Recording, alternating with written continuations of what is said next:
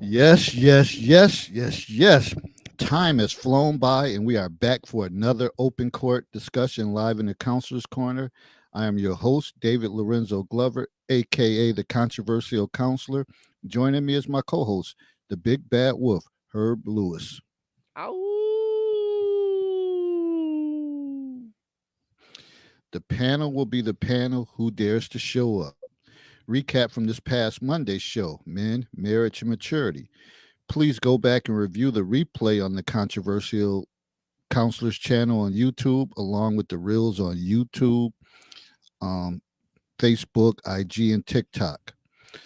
Okay, people, on to the next order of business. Tonight, April 8th, the topic will be: what's your standard of care in a relationship? Basically, how do you like to be treated and how you treat others. Let me give you some examples of standards of care. As far as wanting each other, do are y'all attracted to each other? Do that person floats your boat? Do they give you the butterflies? Do when they walk by, do you say, "Damn, she fine," or are y'all just existing? Two, safety.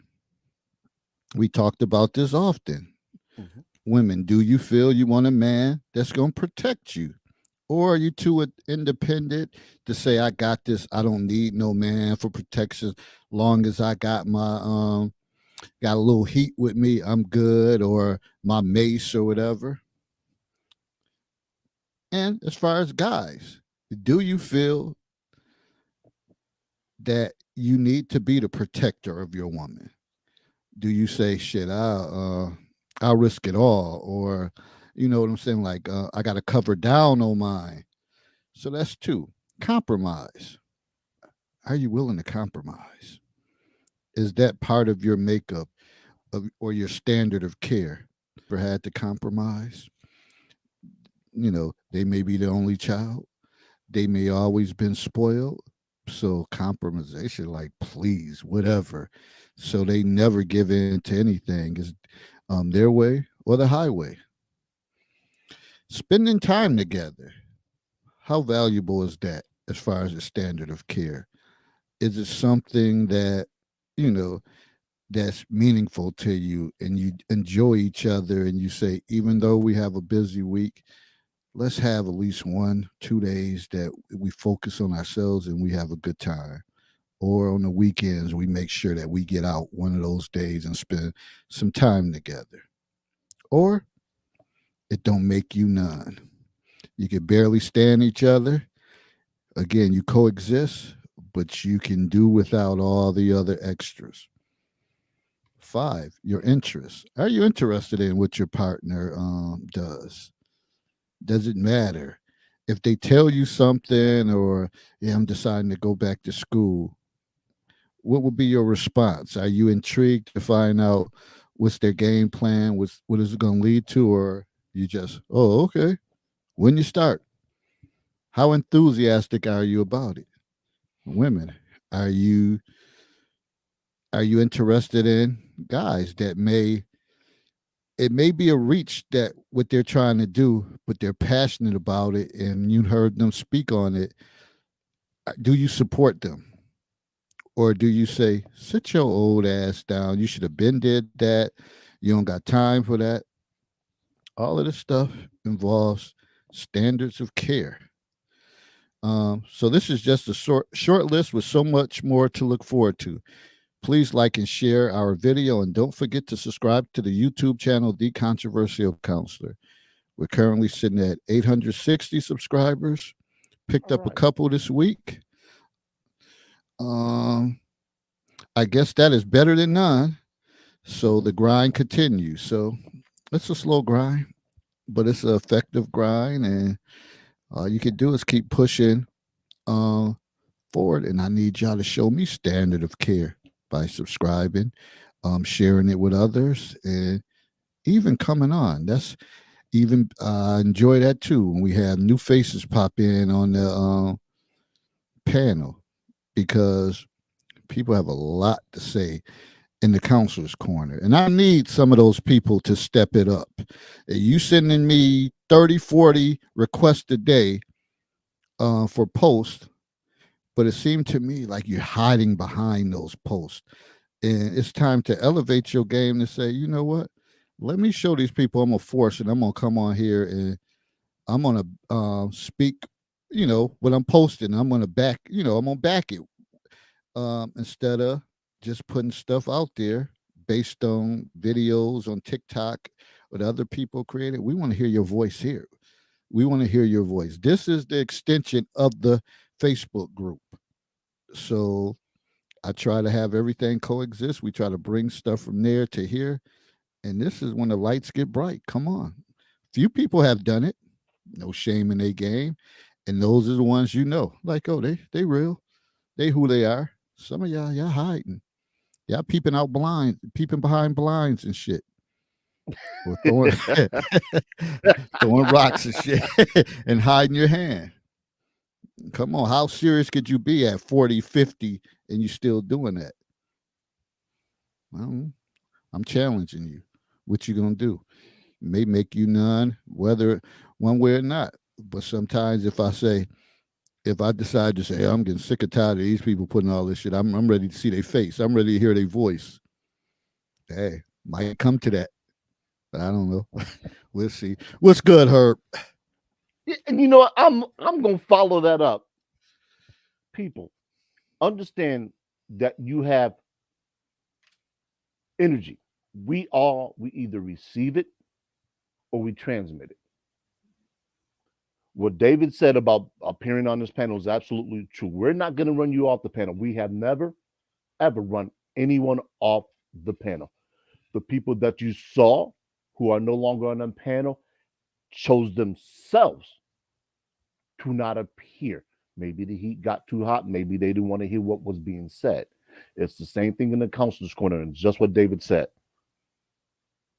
Lend your voice to what it is that you post. We gonna give you free reign to say what you want to here. We always do. We don't stop anybody. David has never muted anyone. So if you wholly believe in what it is that you're saying, come here and say it. We're not gonna chop you down. Now you're gonna get some pushback because that's what the conversation is for. We're not going to tell you that you're lying. We might ask to see some information. We might ask to see some sources outside of TikTok. We know that women in TikTok love each other. You wed it together. That's cool. We don't disagree with it. We just want to see what the reality is that people are living. Because none of us really share quite the same existence because we're different, we're unique. So in that regard, come on the panel. Show your face. If you don't want people to know who you are, use an avatar. You can do that the entire time that you're on here, and nobody will know what you look like. Unfortunately, unless you have voice modulation, we're gonna hear what you sound like. So some people out there listening to YouTube land, IG land, and wherever else this is being shared, they might pick up on your voice and they might come at you sideways. That's something you have to be able to stand on. I've had some unpopular opinions on this platform, and you know what? People may not have liked it, but they respected me for it. It was the same thing when I ran for public office. A lot of people didn't like the things that I said, but they said, you know what? I respect the fact that you actually stood up and you said them. That's where you gain your respect. That's where people are going to appreciate you, even if they disagree with you. They're going to say, you know what? Kind of like Archie Bunker. I know he might be a bigot, but he's out in the open with his bigotry. And that I have no problem with. Now, you got anything else to add, Dave? No, just today I'm excited. Once Herb roll off to work, be able to check out one of my favorite sports events, March Madness, the finals. Pretty good game. I'll be peeping. So if you see me looking, I'm just trying to check in on the score.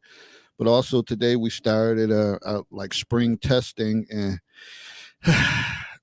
I'm just surprised that when you find energy, like never has 2 hours be it's so exhausting with kids taking a test. It's just so much going on. and we had a couple kids didn't bring their computers, so they actually had to Uh, stay in the room. So they totally distracted, just doing everything. And I'm the test examiner, so I'm like, dude, only threat I kept saying, listen, y'all gonna make me call y'all mother after this, and then they'll keep it together for a minute. But it's hard. It's hard, and I know it in education they getting money to have these kids take these tests to try to see where they at, and far as in comparison to everybody in the country or global wise, this shit is a mess, man. It's a mess, man. You look at these kids' face and they like they're exhausted. It takes a lot of endurance, and I don't even know if many of them are giving it their all for the most part. You have, of course, you're gonna have a small percentage of kids that, oh, they got to be on top. They're prepared. They go to bed early. They've been trying to, you know, study and figure out, what's going to be on it. But then you have the other ones just like, shit, I'm just clicking on buttons. I'm just, I wasn't really reading that, or they falling asleep. So it's a lot. Got it tomorrow. Wednesday, we don't have, kids don't have any school. Then Thursday, that's Thursday and Friday. I think Thursday and Friday it'll pick back up again. It's just a long time. So I always say to people, like, as far as education, really, once testing start kicking in, school isn't really as long as it is. Like, they go a long time, like from April on to pretty much the end of the school year. They could still be doing tests, makeup tests, and all that stuff, all those things. And I'm like, damn, got to find a way to reduce this, because then they go into the summer, and that's another month and a half or 2 months. So really, you're looking at potentially like 4 months that they're not getting all the education that they can because of testing, and it's a moneymaker. That's what they're going with, but I don't know. I have to rise again tomorrow. That's it. All I'm gonna say about that. I ain't gonna say too much. I'm gonna let it be. It ain't going nowhere. So no need for me to and complain. you know Ain't the nothing funny gonna thing is change. that leads into what I believe it's either Japan or China. They send their students to school 6 days a week, and I don't want to belabor the point, but that's something we'll probably discuss down the road. So, if education, which is one of our core components, is your thing and where's it headed, stay tuned. We'll let you know. Now I want to jump directly into one of the things that David talked about in terms of care in the relationship.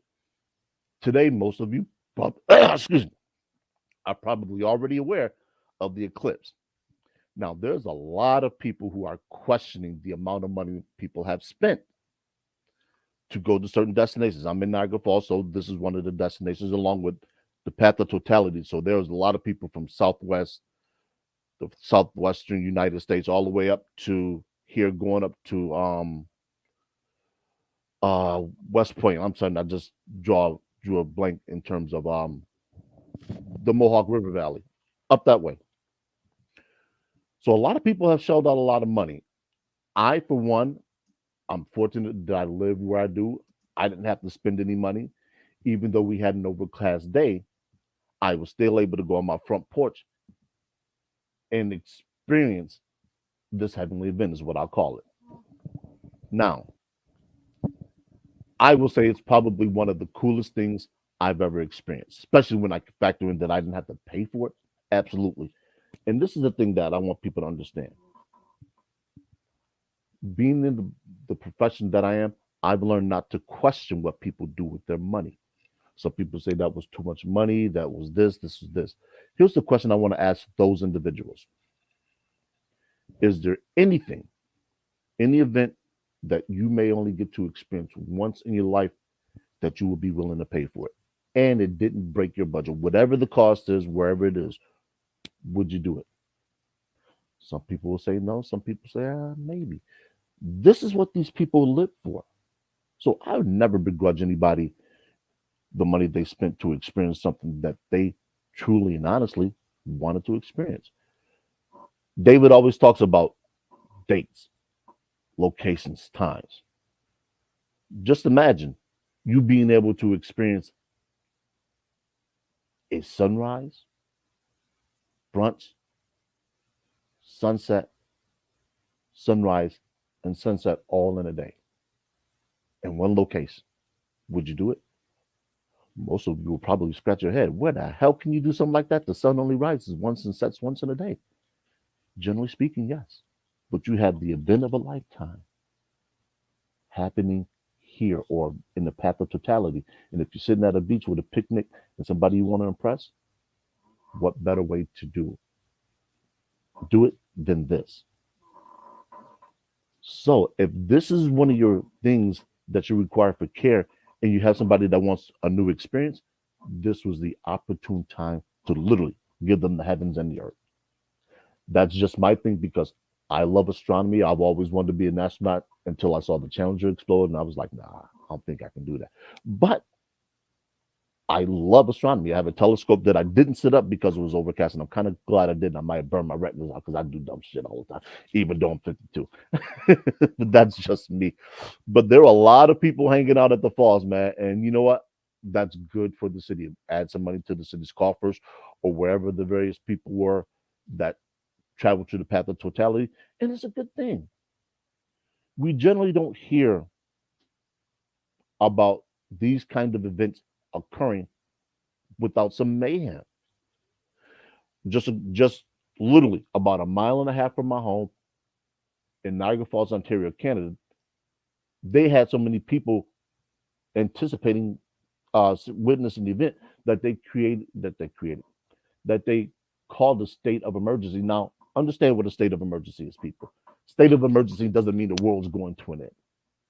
A state of emergency allows the local government to call on other resources around that particular region so they are prepared for anything in case it happens. So when you hear some people, when a state of emergency is being declared, it doesn't mean that world's going to hell in the handbasket where you are. It just means that the government is allowing themselves that additional resource. That's all. Just a little tip from people who may not be civically minded. So if that's one of your things that you require for care, and you got a partner who is understanding of that, go enjoy it. Do it because as the young bucks like to say, or the young people like to say, YOLO, you only live once. And this path of totality, from what I've researched and understand, hasn't happened for 100 years. So it was like 1909 or 1907, the last time the path of totality hit Niagara Falls, New York. We've had some partial eclipses. I think 2017 was the last one. So get out there, do the things that you want to do. Stop letting quote unquote life hold you back. Find somebody, you can share these things with, man. Because here, look at it like this.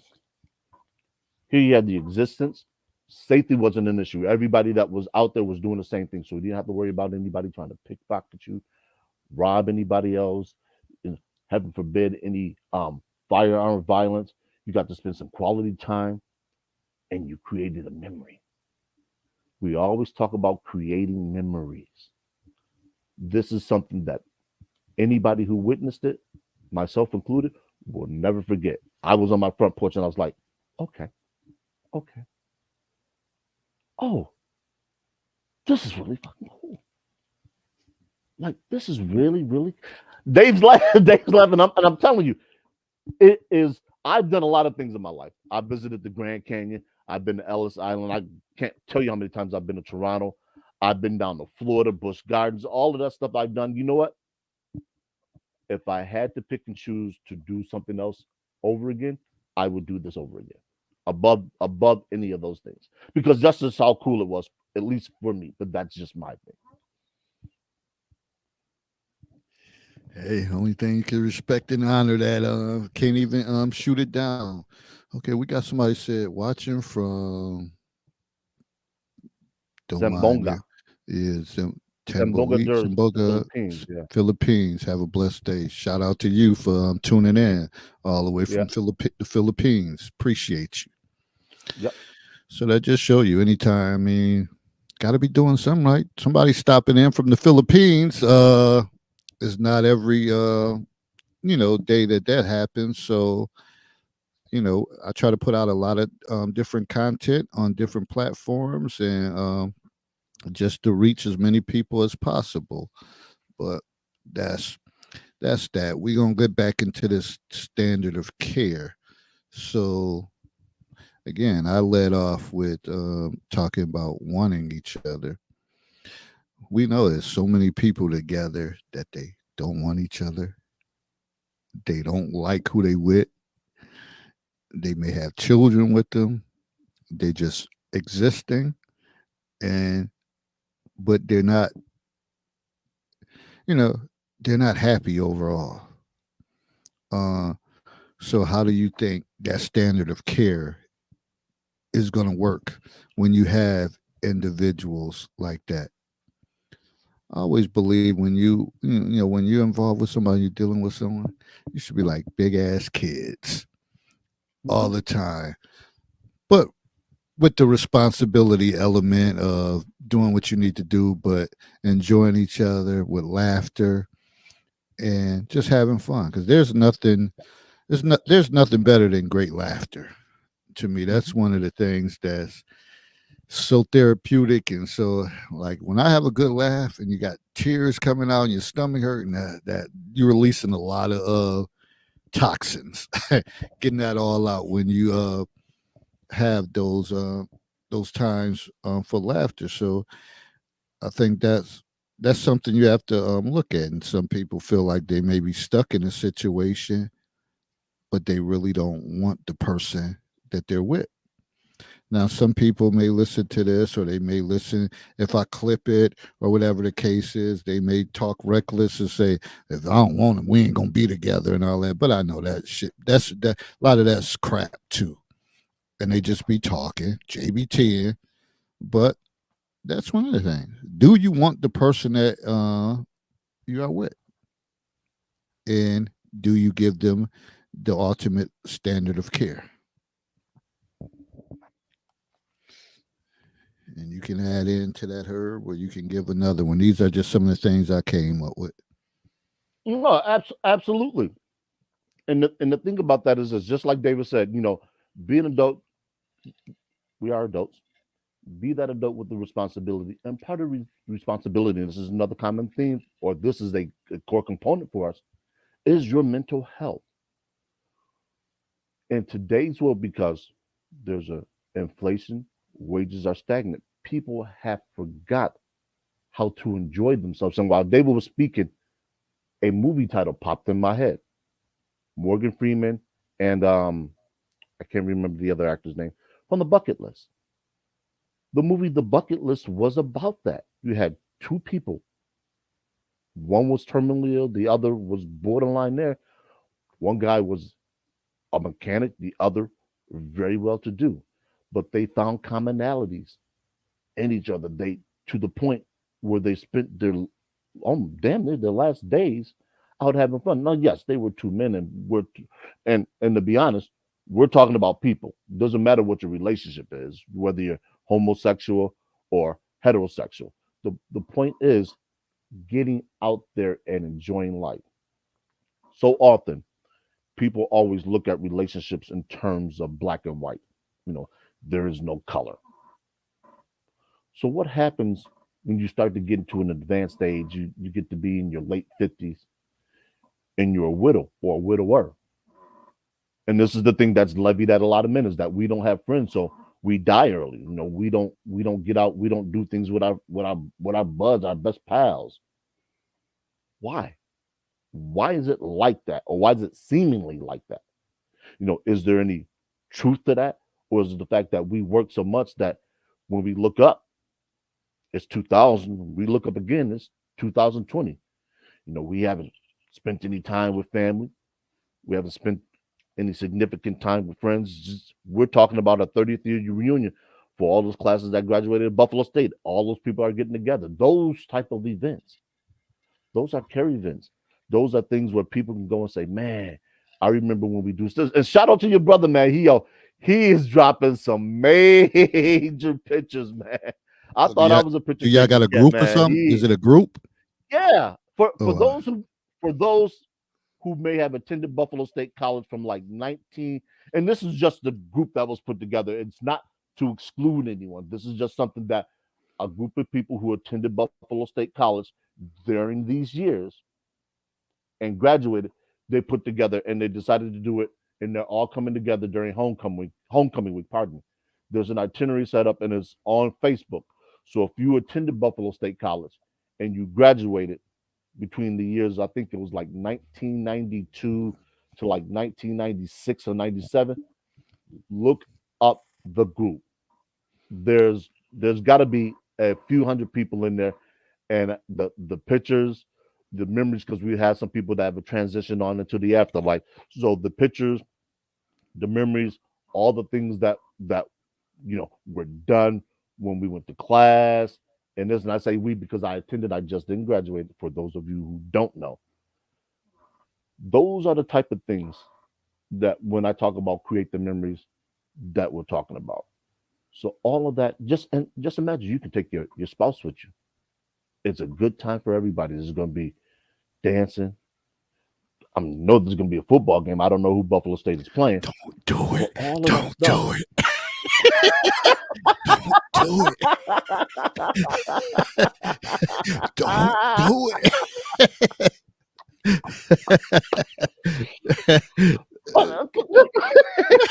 Go enjoy yourself. I mean, look at it like this.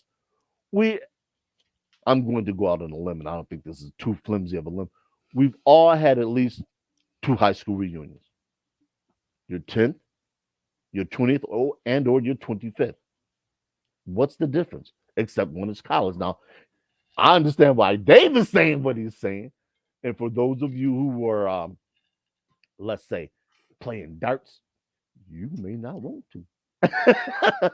Especially if we hit a lot of bullseyes.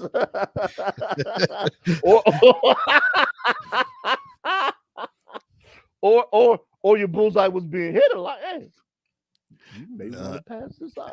I just say that because I didn't go to Bus State, but my two brothers and my sister went there, so I spent a lot of time there. At least once or twice a week, I would pull up there. It was some good times, good people. That's all I can say. Because I've spoken on this before. I said the first year I was out of high school, I didn't go to college. I hung out on campus. I stayed with my man. Shout out to him. I've already said before, Jamel Cruz and Christopher Milton. They let me bunk in the room, man, and I had a blast. I really did, and it for me, it's something I'll never forget. I met so many people that when I enrolled the next year, someone looked at me and said, "Wait a minute, what are you doing?"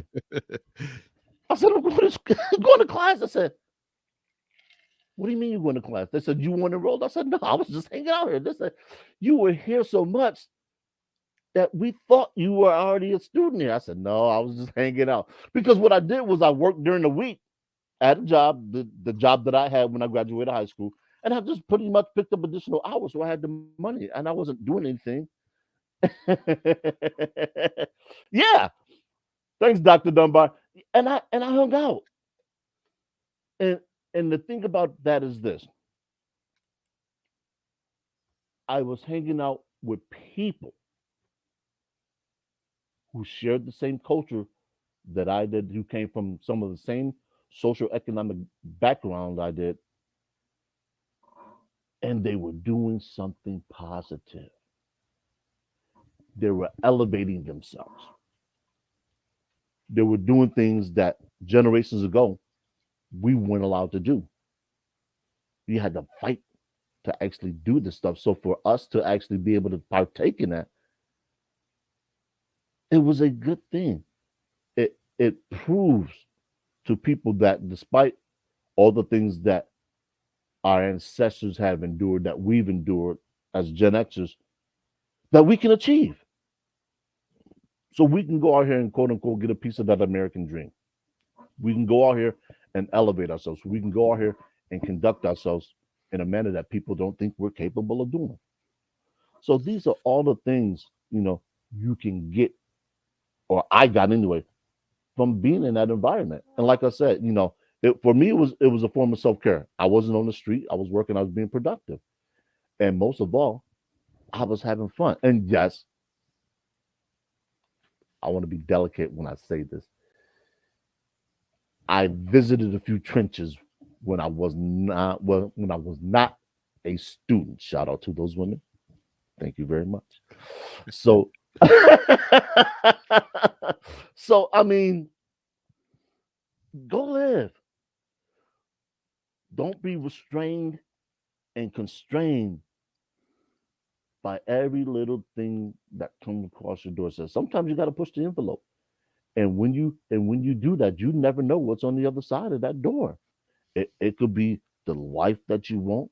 You could find the partner that you want, or the mate, or whatever term that you use. And then you really find out how big the oyster is that you're in. The reason why I use the term oyster is because you have to look at yourself as a pearl. Do you want to be polished? Do you want somebody to say, hey, come on, come with me. I like your vibe. I like what you're doing. Come hang out with me. I got some people I want you to meet. Or you might be one of those people that say, hey, you know what? I like your vibe. I got some people that I want you to meet. Come hang out with me. We were talking about finances earlier. You know what? Come on, let's go here. Next thing you know, boom, you're hanging out with people that do business, that make good money. You say, damn, I never knew that this existed. Because simply put, it's not a world that you've ever seen before. It's not a world that you've been invited to. Go, do things, accompany people, even your friend. Go do things. Go, existence exist, but exist in the world that isn't always for you. Go do something odd. Go do something that you probably would never do with some people that you probably never would hang out with, just to say you've had an experience. I'm Lord knows I've done some things that if I were to say, people scratch their heads, they'd be like, "Why the fuck did you do that?" And then they start to question you. That's fine. Understand what it is that motivates and drives you. David was talking about that earlier. Understand that. I'm sorry, not David. I was watching a podcast and the two people were talking about a woman motivating her husband. So I'm sorry. But yes, be motivated to do things. Be motivated to learn. I saw shout out to Willie A. Price. He was saying that he's taking up another language. This is something we talked about during the pandemic. I said if you spent the time, the prerequisite time, you could have mastered another language. Learning another language opens more doors. It expands your dating pool. So when you mentioned about the college reunion, I got a group to Forest Nag University, Mhm. and that's where I graduated from. But one of the first things that came to my mind is um, when I was a freshman, I had a, I ain't gonna even say it was and it deals with standard of care too. Um, I'm not gonna even say that it was a all out beef, whatever. But I got into it, had an incident with a guy. Shout out to D, and I'm gonna try to make it short and sweet the story. And we had got into it over pretty much me sharing some information with about him to this guy that I was cool with that went to my school. We played on Laysale, the championship team, so we had the brotherhood. But he was dating her cousin, and which Mm. led her, the cousin, to confront her, and then she went back to D and was like, well, David told him this, so he wanted the beef. We exchanged some words and led to a physical altercation. Yeah, people fight at college. Yeah, that's just So believe that. I got hit with a bat and my face instantly swelled up. And when I went to the hospital, they had said pretty much, David, you're lucky. You could have died. Uh, and I said, don't worry, because shit, I'm 18. 18. I said, don't worry, he'll be in here. He'll be in here. He'll be back. He'll be here. And of course, one of the things that he has said that I know you're gonna get your boys, I'm gonna get my boys, so we gonna go at it. Well, I don't know. Maybe his boys can get there, but once he said that, shit, wrong answer. In Niagara Yeah. Falls, I had Yeah. people spending the night up in my room trying to, get ready for the get back. And he ended up having a couple physical altercations with a couple of the guys, but throughout that time, it was always some animosity. Like we never connected, and which was crazy when I start, when I wrote my book and started doing my was it Blog Talk. When I wrote my book, he reached out to me because the book was circulating when it first came out. People was bought it. They was posting pictures of it. It was that formula I was saying. You buy the book, post a picture and all that stuff, and put it on your page. Uh, shit, people were like, "Well, damn, what's going on with this book?"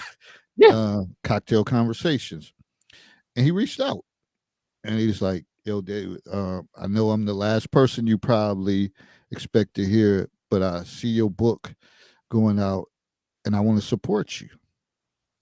I'm like, "Okay." Now this is years later. We grown ass men, Mhm.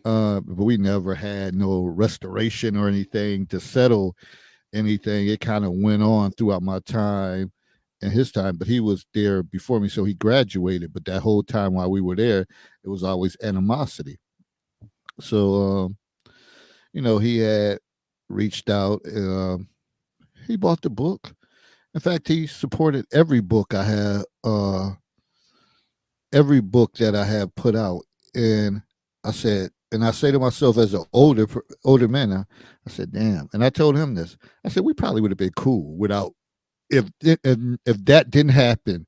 I said, so I said the story is like, damn, we let one little thing dictate something that could be a powerful relationship because now on social media we haven't seen each other, but when he posts something about his family, his when they're doing well, I shout him out, give him love, and if I post something, he shouts me out, and I'm like, wow, like sometimes we let shit go on too far.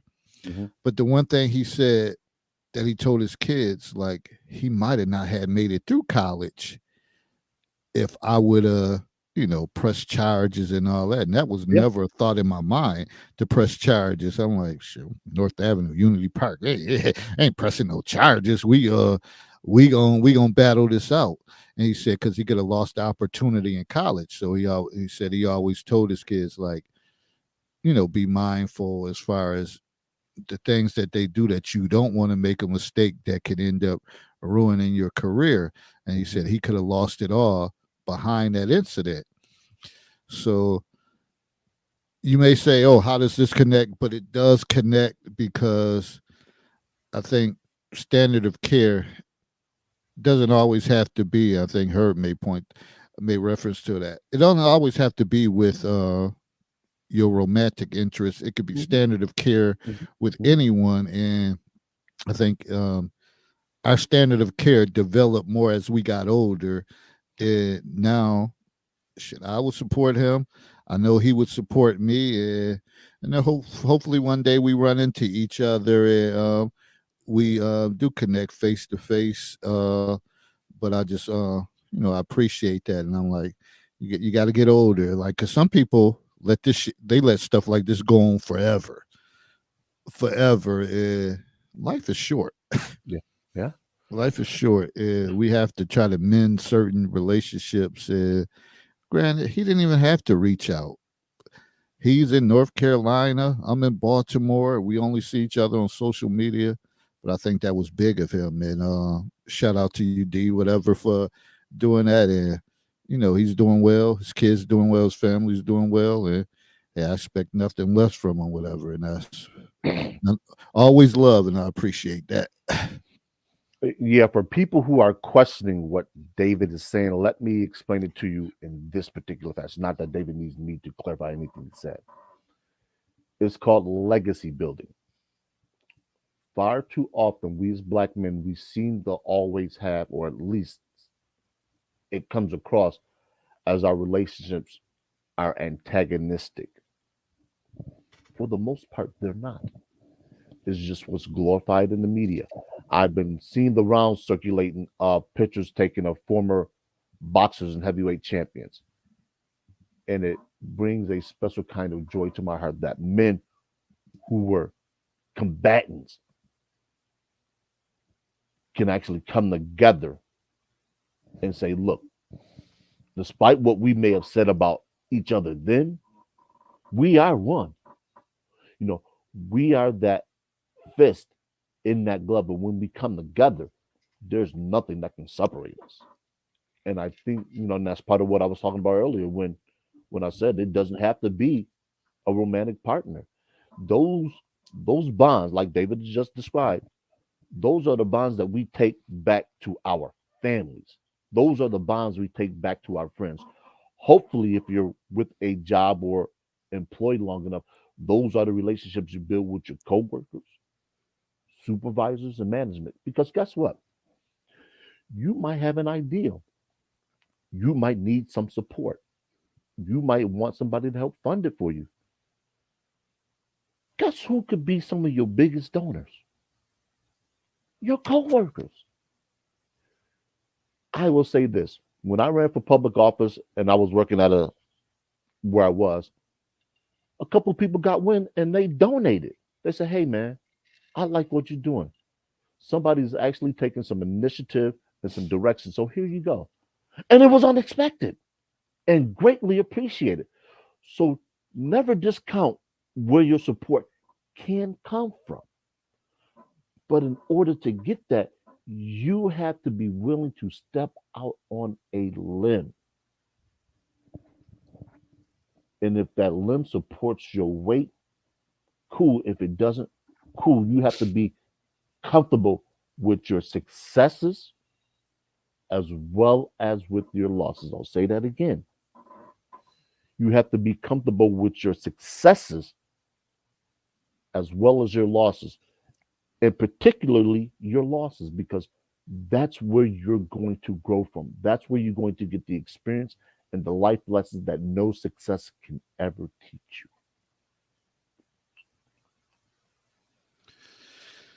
Yeah, so all of this, like, and it's important, and it is, and it's vital. And we try to be diverse with the conversations, and always try to have the same riffraff every time. But don't get me wrong; those conversations need to be had. you. But I think standard of care for each other is important too. And I had always said, like, during the pandemic, that was a miserable time for me. I freaking gained weight. I was like freaking Sherman Clump. Gain weight, and you were constantly reading up on people or hearing about people passed away during that time. And I had said to myself, like, damn, any family event within reason, I'm gonna try to attend it all if I can. So a lot of times people will say, "Oh man, you up and down the road going to Niagara Falls. My family having something. Yeah. I'm gonna try to make it. I'm gonna try to make it." Again, life is short. Memories can be formed. And I rode the wave with my nephew with basketball. After college, and wanted to be one of his biggest cheerleaders as far as that. My sister always throwing something. And I know when she throws something, memories will be created. At first, I wouldn't. She would have her because her birthday is in September, and I was like, "Yo, school just started. I'm not gonna take these extra days off." But then, you know, ever since after the pandemic, shit, I will put in my time. Like shit, I've been with this district long enough, whatever. I know school started. Sorry, I'm gonna take this Friday off. I'm gonna take this Monday off, even though we only in the second week of school. What could they do? Granted, you go on because they do what they want to do. And then when you have a principal that's, preaches family first, no matter what, if it's something to do with your family, hey, uh, do it. So I have got that mindset because I know memories are being created, laughter and good times. And in this day and age with people, the pictures and stuff that float around, like Herb said about my brother dropping the pictures, and they didn't even had a cell phone then. They just, probably he was just taking pictures, No. probably with freaking Polaroids and shit. Who knows what he had? Yeah, absolutely. And man, did your volume go? Check your I'm volume. here. I'm Okay. good. Yeah, man. Like I said, man, he probably has dropped about close to I'm estimate at least 600-700 pictures, probably upwards of 1,000. That's in addition to all the other pictures that everybody else has dropped. So, I mean, comparatively speaking, when you look at the campus, then anyway, Buffalo State has grown tremendously in terms of the buildings and the campus size, not necessarily the footprint, but just the number of buildings. So when you look at the campus, excuse me, how it was when we attended, I think there was 7 or 8 dormitories. There was Porter Hall, Newman, more East and West, Twin Rise, and the Four Towers. So I think that's about 8 or 9. And it seemed like mostly minorities, certainly a heavy New York City influence, were the only people who really stayed on campus. Now that wasn't the case. It just seemed like that because we were all hanging out together. So when there was something going on, you would generally see all of us together. And it wasn't until Bengal Pause and everybody that went to Buff State or congregated at Buff State already know what Bengal Pause is. I won't get into that. You saw the student union and the confluence of all the students, the sororities, the fraternities, the organizations, and what is just like this is what it should be. You know, everybody was doing what they were doing. Everybody was doing what they were doing with whomever it was. And a lot of people actually got together at those particular time periods. So some people met their spouses, mates during Bengal Pause. Whether you were going to a Greek organization or just a meeting for any organization, it was that time. And safety is one of the things that Dave mentioned, and I'll move to that area. We didn't worry a whole lot on campus about not being safe. From my understanding, women didn't worry about their safety walking across campus at night. Now, we also had vans that transited the campus all night long, all day long, that you could get in and go from point A to point B. So you didn't have to worry about it. And at Buff State, especially during the wintertime, those were welcome. Those were welcome. You have to walk across campus in that brutal cold, because let me tell you, it got cold. So, safety was never an issue. Yes, we had people that were creeping, even though they were in relationships, you didn't want everybody to know your business. The only people that needed to know your business was the person you was doing it with. And if y'all decided to go public, that's what it was. For the most part, people respected those relationships, and often people will go out of their way to protect those relationships. And what I mean by that is this: if you knew, and we all know, if you know that two people are destined to be together, even though she may have been a female that you wanted to get at, cats for the most part backed off. They said, "No, man, I'm not gonna do that to that brother. I see she's a quality woman, and I've done this myself. I'm not gonna mention any names. That individual myself, we still are in contact. I think she's an absolutely beautiful woman, and I've told her on many occasions. If I know then what I know now, I probably would have did something different. But these are the things that a lot of people do that is rarely discussed. We protected those relationships. We protected those individuals. We didn't bother them. We didn't get into their business. We let them alone. And for the most part, they worked out. Here, Go ahead, I'm Dave. I'm gonna interrupt you. No, this not even funny. Oh, okay. You know, one of our former panel members, I had talked to her one day, whatever, through Messenger. She kind of missed you. Y'all was friends, and she fell off. Mm. You know me, I keep it moving. Eh, That's what she kind of said. He's not gonna talk to me. But I was like, I don't know. Maybe he might. See, let me jump in here for a hot second. What what people who know me will tell about me is I don't burn bridges. Now, what I won't do is walk across a bridge that somebody else has burned. And I want people to understand this about me.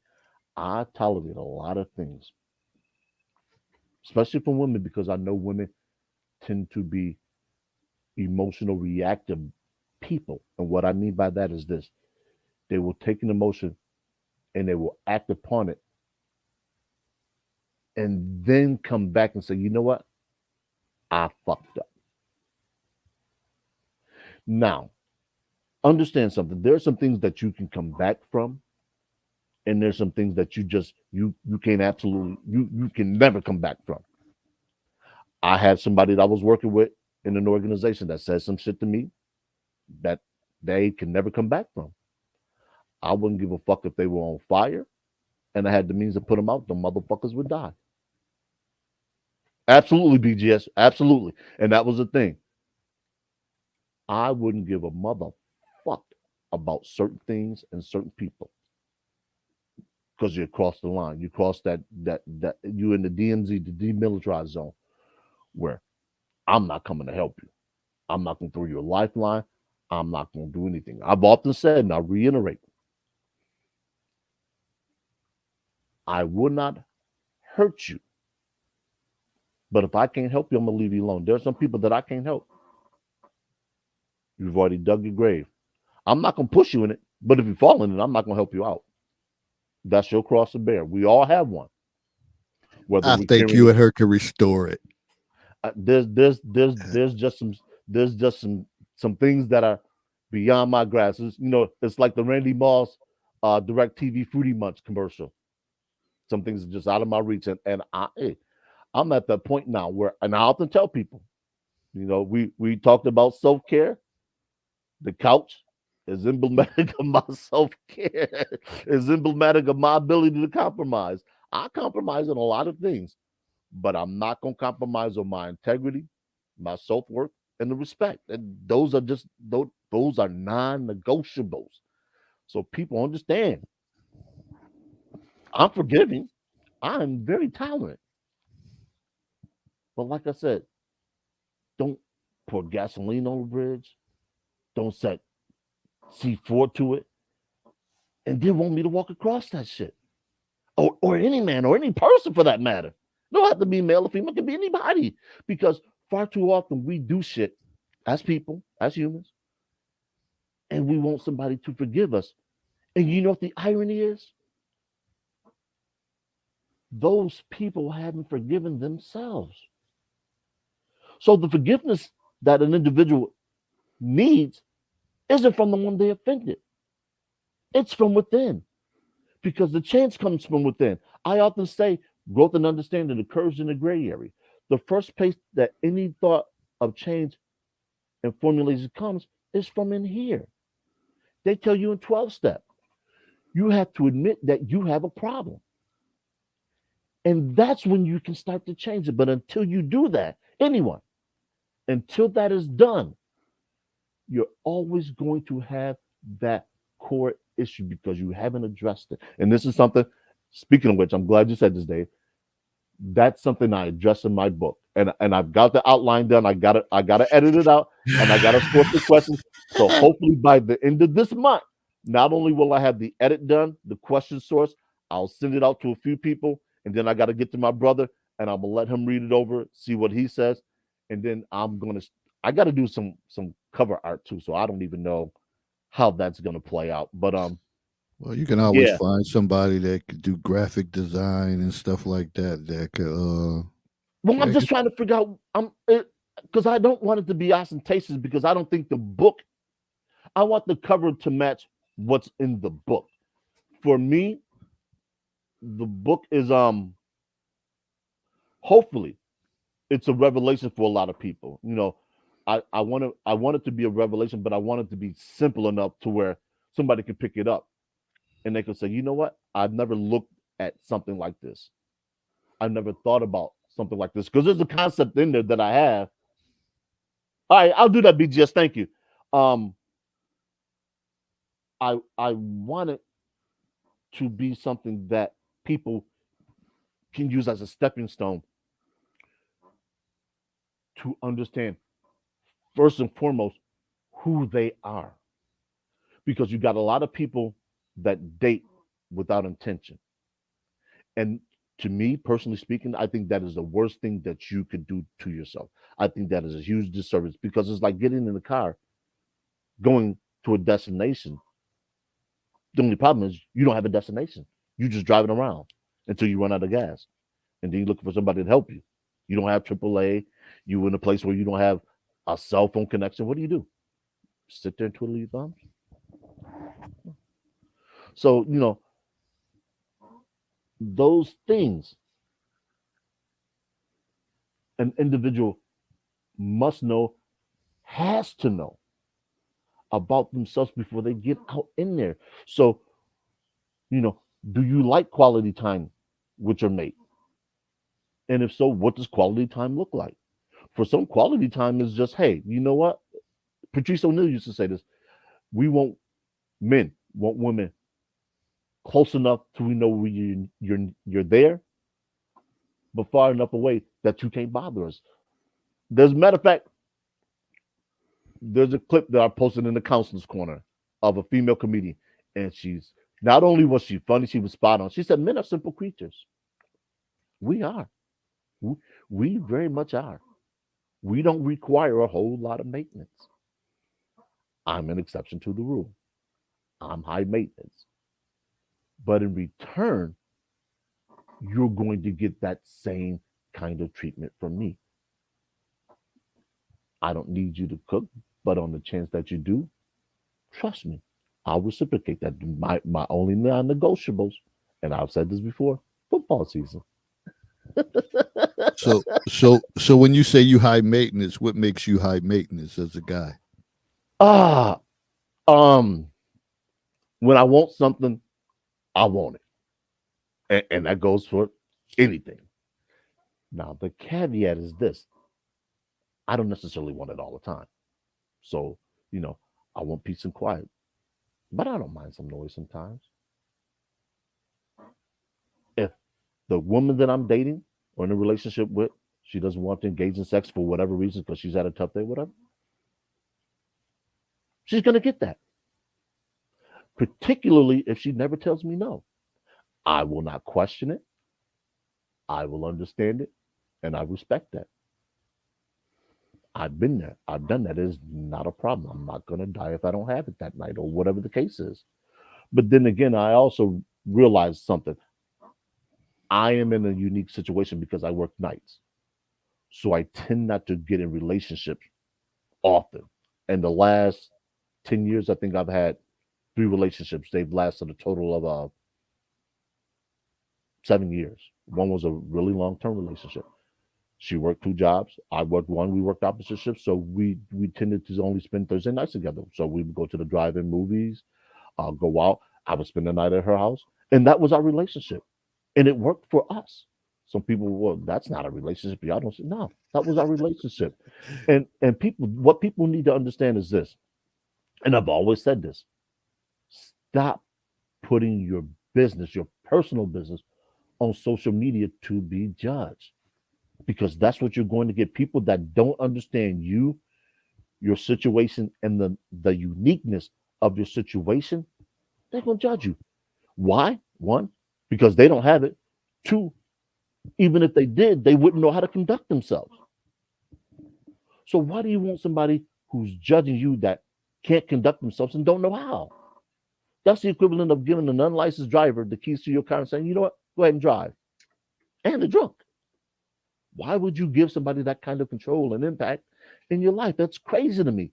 But we see people do it. This is why I always talk about NDAs.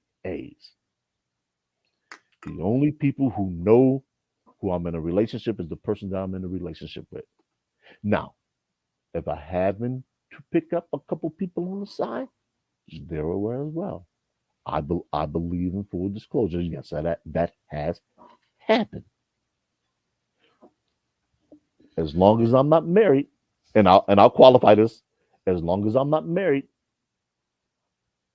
I'm gonna be loyal to me. Now, I know women are gonna ask, well, can she do that? Absolutely. I'm not gonna be upset. I'm not gonna reprimand or chastise her. I'm just gonna say this: that if this is what we agree to, then the rules hold true. As Kevin Samuels used to say, don't embarrass me publicly, no kids, and no STDs or STIs. Because I'm at the point now where in my life, and I don't look at this as sharing. Some people may do that, and that's okay. I'm not bound by anybody else's judgment or standards. I'm at the point now where I realize that most women, they're rarely exclusive unless you're married. And even then, there's some discernment that needs to be had there. So I say, hey, look, I dig you. I know you may not have a lot of time. I don't have a lot of time. But you know, when I'm free, I'm gonna shoot you a message, see what you're doing. And if we got some time and it matches up, come through. Let's go do this. Let's go check out this movie. Let's go check out this concert. Let's go check out this play. And I'm okay with that because I really don't have that kind of time to sit around and do stuff. I say football because on Sundays I'm off, but that's something I've always done. And that's something that doesn't disrupt anyone's life. If a woman wants to come sit down and watch football with me, beautiful, absolutely gorgeous. I'm just going to ask you to do me a couple of things. Make you a Right, or sandwich. no, no, not quite. Get me some pizza and some wings and my Smirnoff. Uh, That's it. That's all I'm going to ask of a woman on football Sunday. Some wings, maybe some pizza, and my Smirnoff because that's all I do. I've never, especially after I got to like my mid 30s, I was never in the bar scene, and even when I was in the club scene, I wasn't going out getting popped. I wasn't going out with I wasn't going home with a different female every other week. Now there was a point in my 20s. Well, yeah, I was that. Dare I say, I was that Pookie. I was the, I was the, I was the, I was the educated Pookie, if you will. Shout out to BG. But I was that dude. I was that dude. I was never the best looking guy in my crew. I was never the one that made the most money, but I got in where I fit in, and you can take that however you want to. But I mean, that was for me. That was a form of self care. Now, women are gonna ask, did the women know? Yes, they were complicit. They weren't victims. They were willing participants. And yes, I have some of those women on my friends list. And yes, some of those women are happily married with children. Very few people know what we've done. See, this NDA didn't start now. It started decades ago. So when I talk about keeping your business, this is what I mean. It allows you to continue relationships, even though the quote unquote expiration date on that particular relationship or what that relationship was then isn't now. And that's okay. The adage reason, season, or lifetime exists. You may have had a female where, hey, y'all was playing jackrabbits, getting it in. And that's what it was. And it ended. It's not a bad thing. That's progression of life. We move on to the next thing, whether it's the next man, next woman, next relationship. The problem comes when people want to reach back to something that's not there and they're trying to rekindle it, and that individual doesn't want that. That's when it becomes a maturity issue. And this is something we talked about last week. You have to be able to let certain things go. Well, I also think that one of the issues is, again, we talk about it with exposure, and people like to, with images created, and images are powerful. So most people, not not guys, well, there are some guys that's full of themselves, but women want those images created with some guys that this is my guy, this is my dude, this is my form of standard of care Mhm. because I want my friends and my family's members to see that we are together because it's based on what they see from other people, Yeah. and that's the issue. But I can't say it's just women because it's guys too Mhm. that's out here just just put stuff out there, and I'm like what is going on? Like everything is not meant to be put out there, but they're doing it. So I don't know. Shit, it might be split in half. Uh, Mhm. so that's an issue, and that's one of the things that probably, again, when you talk about standard of care, like when you have conversations, listen, I don't care about doing all that. I don't care about it, but a lot of people will say they don't care about it, but then Yeah. they want other people to view it because I think when somebody's really trying to force that, they trying to use you as get back. Mhm. Like I Mhm. want somebody else to see that I moved on, that I'm doing well, or whatever. I got this, I got that, and it's just a mess. And I can tell you, like I said, and I've said this before, middle school is the microcosm of adulthood. You wouldn't And you even know what? think that, but it's true. It's so true. I don't got the analytics and all of that stuff, but if I took the time to put it down, I'm like, this shit sounds so familiar with grown people, and they in the counseling world, they often say that the middle school age is the purest form of counseling.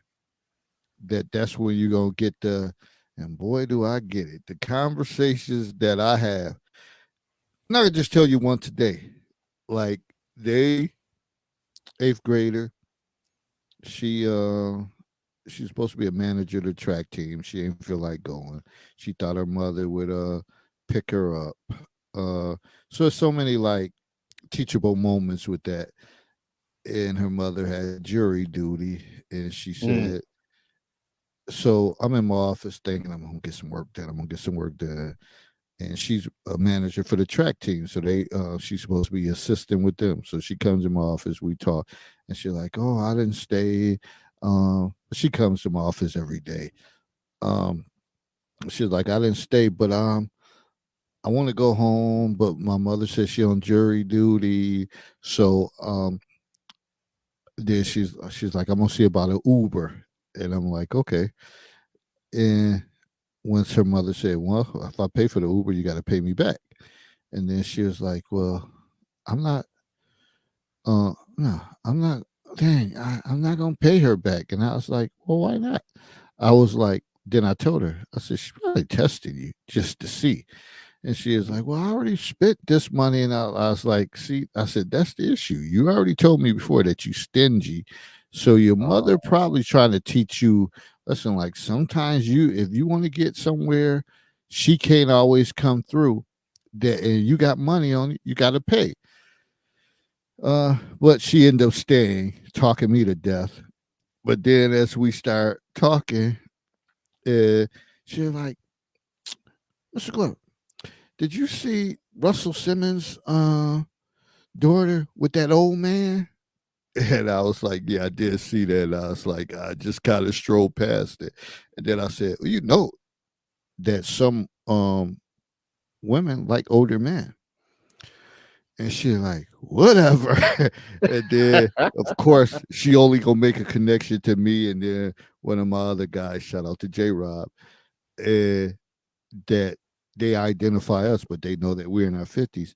And she's like, man, you act like y'all can't pull no younger women.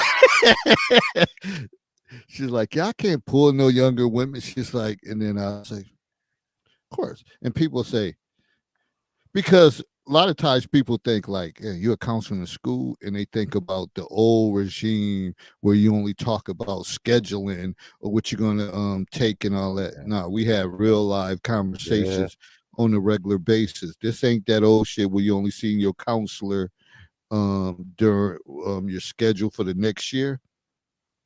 We cover social, emotional, academic, career, so it's never ending.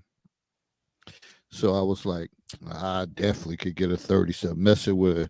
She's like, Miss Clever.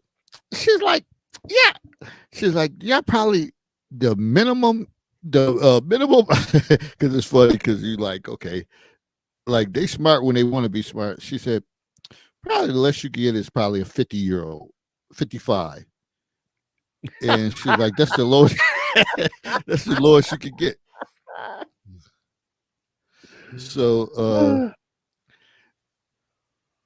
it's always interesting, like I said, these conversations. But then when they say stuff and then they tell me about their little fake relationship issues, but it's probably not really fake. It's not fake to them. Yeah. It's a lot of parallels to adulthood. But I just brought that up because I thought it was funny when she was telling me what we can't pull. You know, I was like, okay. I didn't get too deep, but these are the conversations that these kids are asking. I would have never thought to sit with a counselor and talk about and tell them what they can pull. It's a different time. And but school wise, we're not caught up with this time. We still try, and we talked about this before. The curriculum and all that stuff ain't dealing with the times of the conversations that's being had with kids today. Yeah. What eighth grade they gonna ask the counselors who they can pull? You can't pull. It's wild. But I didn't get offended because I kind of encouraged those conversations because I let them know. Then I uh, elaborate and try to let her know like this is why this happens and this is why. That's why they keep coming back. These kids, if they don't like you, they don't come back. Yeah. They don't come back. Once you turn them off away, they don't mess with you. Yeah. But if you giving them something good and you feeding them something, they come back every time. And I don't think people understand that from the higher ups. They don't Hmm. understand that. Yeah, I can definitely co-sign that. Given a little time, comparatively speaking, to David, comparatively speaking, I can certainly, because where I'm at now in terms of my job, there'll be younger people come in because we give away cookies, and they'll say, "Hey, I remember you." I'll say, "From where?" They say, "Weren't you at this school?" And I said, "Yeah, yeah." They said, "I remember you, man. You da da da da da." And it's true what David says. They may rebuff the advice you give them because that's what we did at their age. We move out while you were move out while you knew everything. That was the adage that circulated when we were younger. So what makes us think that it would be any different for this generation of kids? We all go through the same growing pains. Nothing changes but the date on the calendar. It's just how you turn the calendar. Nowadays everything's digital, so we're not turning any calendar, but we see different days. So with that in mind, we have to realize that the foundation that a lot of these kids are trying to build upon is broken. We talked about, and I mentioned safety. The first thing that every person needs, I don't care where you are, I don't care who you are, I don't care what age you are, is a solid foundation. When you get a solid foundation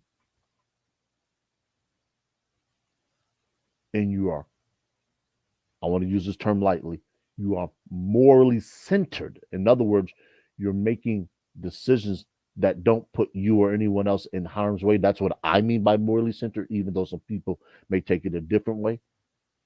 You are actually putting in place the building blocks that's going to allow you to go into a responsible adult. That's what David is tasked with. Whether people don't understand what he's saying, this is what he's doing. And I see it. There was a young man who came in a few days ago. Like I said, we give away cookies. And we generally only give them to guests because that's what we're stipulated to do. And I hate turning younger people away, especially when they look like me and they're males. Don't care what you say. Young man came in, pants sagging. So the first thing I did was say, hey, pull your pants up. Guess what he did? He pulled his shirt down. I said, why did you pull your shirt down when I asked you to pull your pants up? So I got into it. I said, hey, look, man. I said, you don't understand this now, but you're representing me. I said, go out and get a belt, man. Pull your pants up, put a belt on. Nobody wants to see you walking around in your underwear because he wanted to buy the cookies, and we can sell them, but I didn't want to take his money just because of what I wanted was his attention and his time. To me, that's more valuable than anything anybody else can give anyone. Your attention and your time. BGS always talks about men value your light, and that's what he means.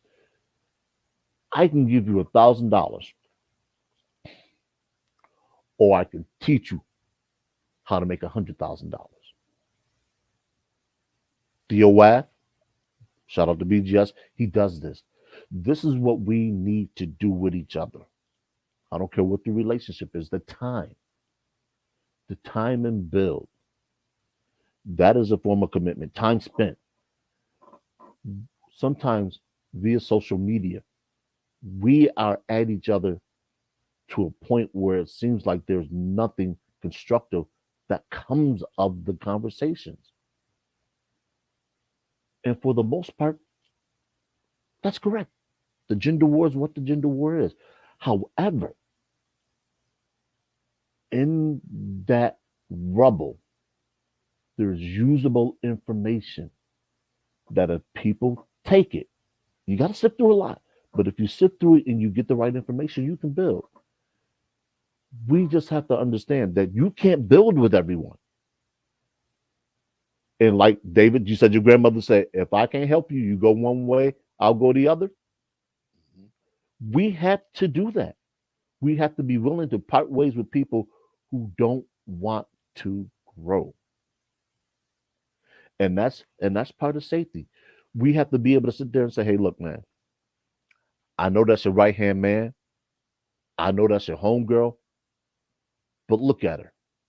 Look at him.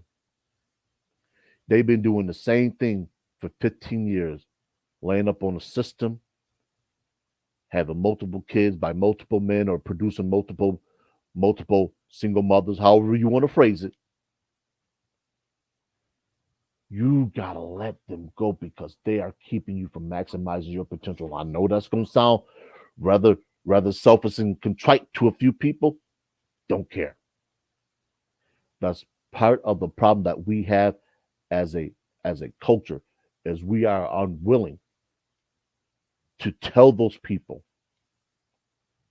who aren't productive that they're not productive. We want to coddle them. Oh, well, she don't know any better. Oh, he's just a kid. Or he's just a mama's boy. No. Either you shit or you get out the pot. What do you always say, BGS? Either lead, follow, or get the fuck out the way. We got too many people that don't want to get out the way. They want to sit in the fast lane doing 55. That doesn't work. Yeah. yeah, Dr. Dunbar. Can't win with him, can't coach him. Can't do it.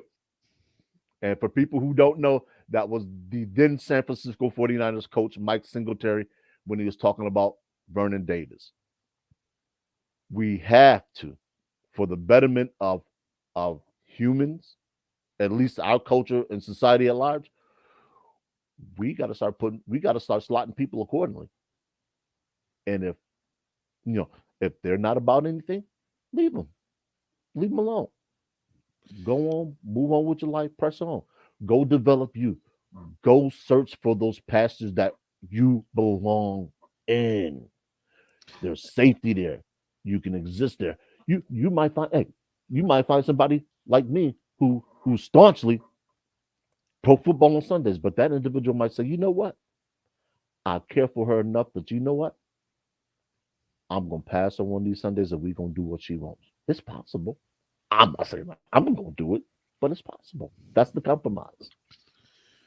Well, I, and I understand that, but people just don't seem to be able to let it go.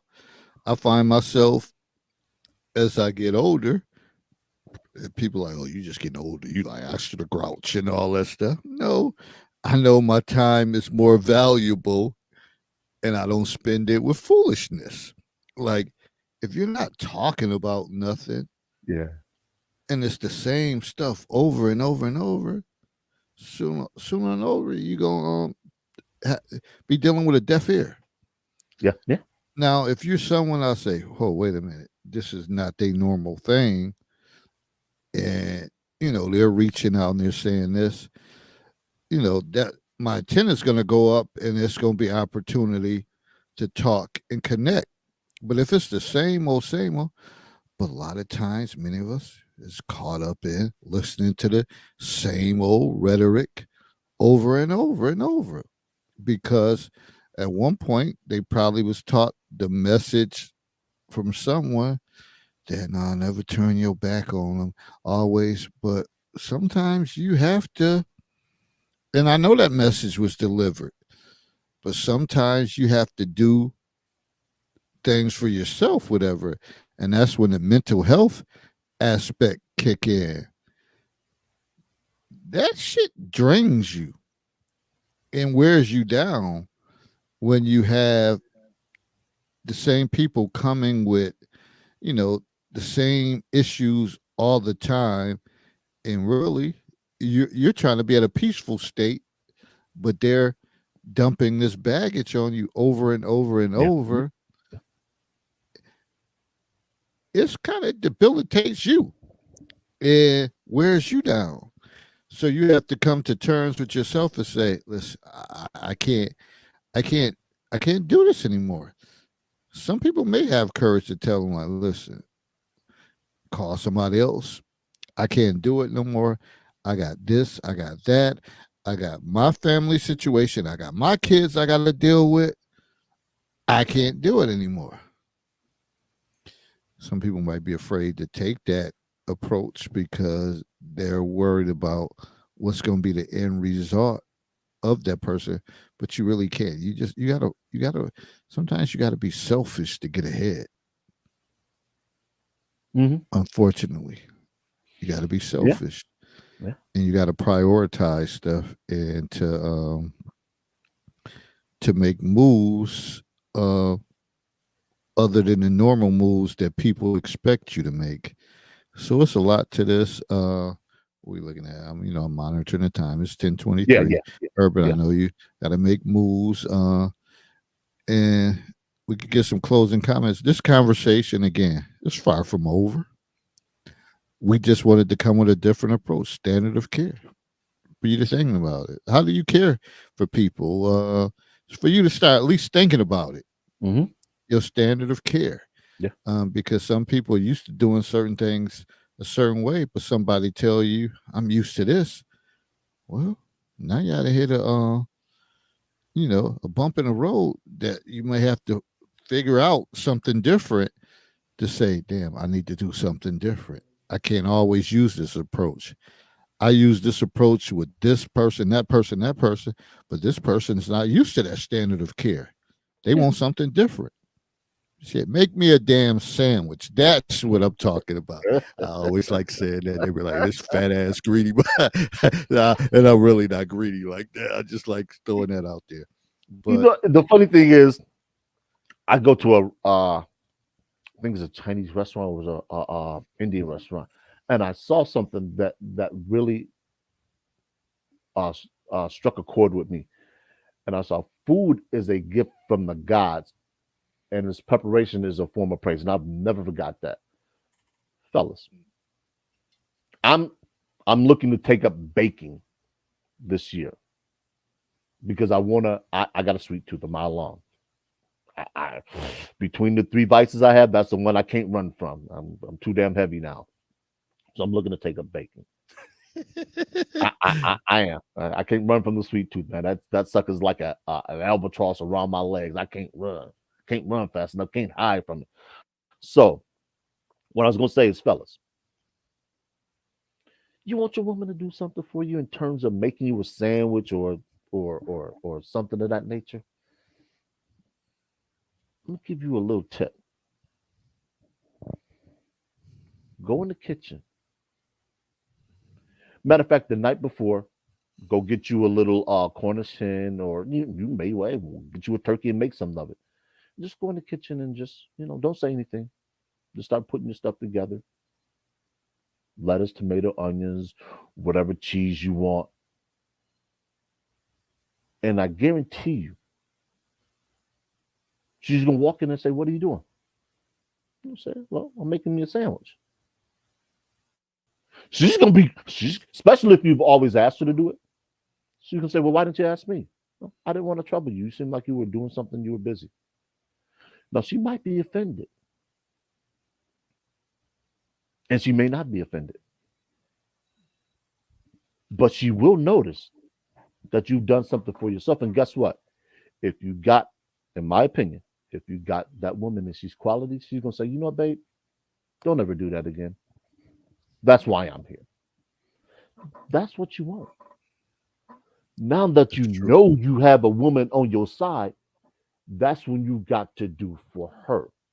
That's the compromise. You don't always want things one way and you're not willing to reciprocate. That's when you create a woman who's going to be antagonistic and she's going to say, "Okay, you know what? I do this for you. You don't do anything for me." Yada, yada, yada. That's when you create the beast. Don't create the beast. Learn to give a little. And I'm That's going to true. drop my closing. Go ahead, Bricks in the drop it. wall. Either you putting a brick in the wall or you taking a brick out the wall. That wall is symbolic of conversation. What are you doing? And as always, growth and understanding occurs in the gray area. Godspeed. See you next time. All right, all right. And again, talk about standard of care. This is universal. This just again, it's not relationship wise. It's every factor in your life to understand. Like, what's my standard of care going to be with my coworkers? I'm a supervisor. What's my standard of care going to be with my children? Parents. So you got to figure that out, and you got to think. You got to make it work for you, but also, you want to develop more win-win situations. So I'm gonna say, you need to take the time and reflect on. A lot of times people just say they don't sit back and process anything. They just go through, this is how I always did it. But it's time for us sometimes now to take a step back and try to do something different or tweak certain things how we do it so we could get different results. You're not willing to do that? You're not willing to grow? And we always talk about it. Most people don't grow unless they feel uncomfortable. Mhm. Some of us gotta feel uncomfortable with the way things are. I know a lot of times for me, I'm like, this shit ain't right. So you got to make moves when you feel uncomfortable to change it up to get comfortable. So if it's something you don't like, you dislike, like, I'm not feeling this. Um, Again, we talk about standard of care. He doesn't want me. He doesn't look at me like that. He doesn't, or she doesn't have any interest in my beliefs. You're uncomfortable. What you gonna do to change it up? Mhm. That said, we out. See you next time. Everybody continue to chime in the counselor's corner. Thank you, Dr. Anwar, for coming in. BGS, we always appreciate y'all commentary. Everybody else, step it up. Join the panel. Standard of Yep. care. What you Mhm. gonna do different? Do something different. All right, good people. We out. On to the next one. All Peace. right. Take care.